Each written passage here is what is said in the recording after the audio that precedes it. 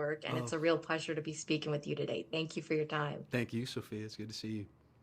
Good to see you. And so, first off, I want to ask you what specifically attracted you to this character. I always love hearing about what made it stand out to you. Oh, well, I think Arnold and I have the same team, and he and I had worked together previously with Skydance on the last Terminator picture. And Yes. we were aware that he was doing this show, and kind of every now, I just kind of jokingly kind of nudged him about it occasionally, and he was like, "Oh no, we'll find something for you." Then it came around, and Santora had written this really great script, really great character, and however, you know, there may have been some reservations. For me, it's important to play the hero, or at least try to represent that in as many ways as I can. But I always joke I only play bad guys for Arnold. So uh, yeah, and that was interesting. The fact that the character is villainous in every way, but is highly motivated and also and has there are many reasons why he carries out the dastardly deeds that he does. So it's a very interesting character. Obviously, the action comedy genre is such a fun thing. What makes you a fan of that genre, or what do you enjoy most about doing it as an actor? Well, my role in this kind of required me to be somewhat of the straight man to a lot of the Yeah. uh, a lot of the hijinks and the great comedy that runs throughout. My favorite Arnold is early '90s Arnold. I went to Terminator was my first Terminator 2 was my first R-rated picture. Went with my mother and my brother. Loved it, but I'm a kindergarten cop, last action hero, True Lies guy. I mean, for me, Yeah. that was him at his best, doing using all his skills.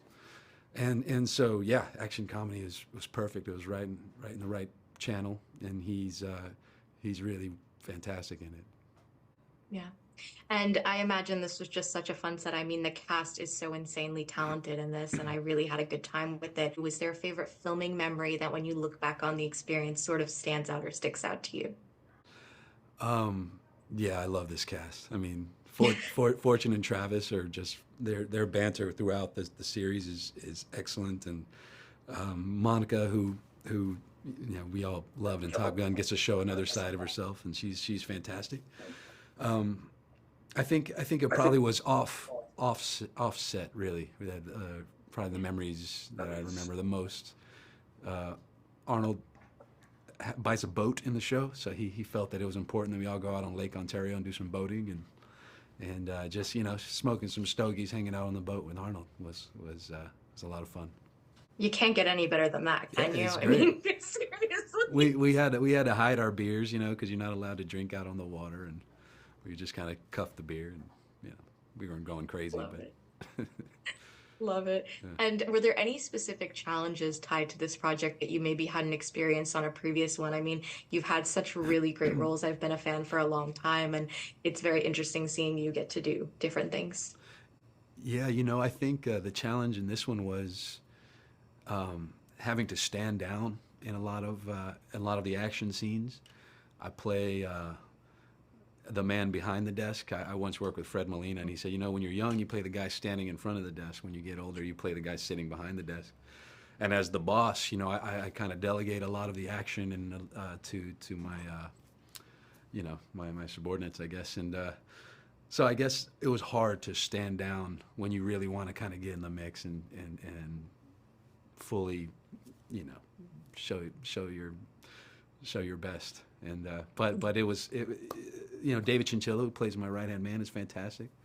Our entire stunt team, headed up by Billy Lucas, Arnold's longtime stunt double, who's our stunt coordinator, did a phenomenal job. And so I got to be a bit of a spectator with a lot of the really, fun action stuff, and just kind of just like, champing at the bit to get in there.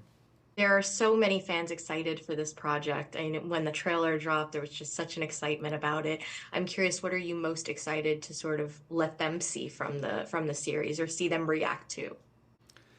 Um, just his timing, his impeccable comedic timing. I mean, he being the big guy, being Arnold himself, and everyone's everyone is really playing their part in this perfect puzzle. It fits together so well, and I think people were going to really enjoy seeing him in this light again.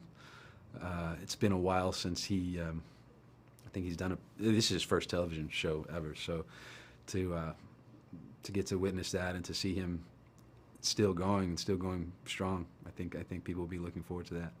I also want to ask about mixing the family dynamic with like the spy world and the action and the comedy. Why do you think that works so well for a show like this? Yeah, no, I think that's a big selling point for it all, because we can't all identify with, you know, motorcycle chase in Berlin or wherever he is, but we can all identify with having some turbulence within the family, and that's in that kind of double life.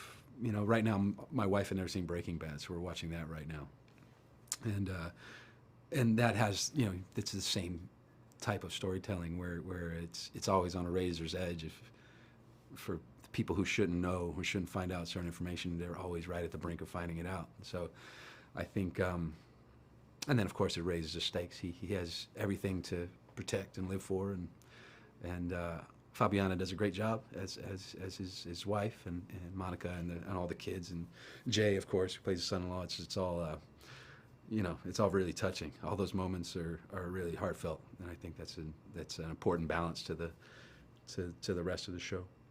Did you draw any inspiration from anywhere? Kind of like you said, obviously this is a genre that is so beloved. Were there any characters that maybe you were thinking of when you were stepping into this role? Yeah,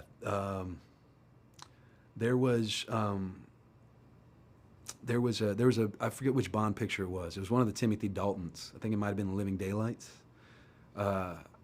where the villain there is kind of like I think he's a South American arms dealer, I believe, and Benicio del Toro's in that movie. I think it's his first movie ever, and he plays that guy's right hand man. And I remember seeing that film and kind of just the elegance of the character. You know, he's of course a villain, and he's doing bad things, but he does them in a very stylish way. And I took some inspiration from that, and actually Pedro Pascal, who I worked with in The Last of Us, did a picture with Nick Cage, The Unbearable Weight of Massive Talent, and he has a character that is in a similar field, and I think that, but he played it in a way that was really likable and really lovable, and I don't know if Boro is quite as lovable, but he's certainly a person, like a person with feelings and his own reasons. So yeah, I kind of drew from those two, I think. I love that. I love hearing that because I loved that movie, Yeah. and Pedro was so great in that movie. I mean, Paddington too. It's a masterpiece. And lastly, I want to ask you to sort of tease your favorite moment, whether it was a challenging scene for you to do or just something you were really excited to see come out, you know, getting to watch it as a viewer, anything like that. You know, I can't isolate one, but I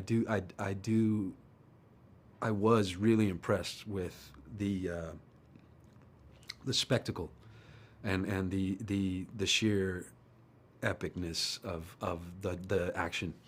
I mean, it starts in the first episode. You don't have to wait long, and there's some really, really great action set pieces that I mean, to accomplish it the way we did in Toronto, at the pace at which we were working was really, really impressive. So my hat's off to our VFX team, and of course Billy Lucas, our stunt coordinator, JF as well, our fight coordinator, who was great. So all the action is I mean, blockbuster level action. Yeah. Gabriel, thank you so much for your time again. Congrats on this series. I can't wait for everyone else to see it. It was a pleasure speaking with you. Thank you, Sophia. Good talking to you. Thank you. Fanboys, professional artists, and professors. Maybe a nerd who's just like you, talking about the things that you like too. So I invite you to the NOC. In full color, you see me. The hard knock life. Comics, movies, and TV. Yeah.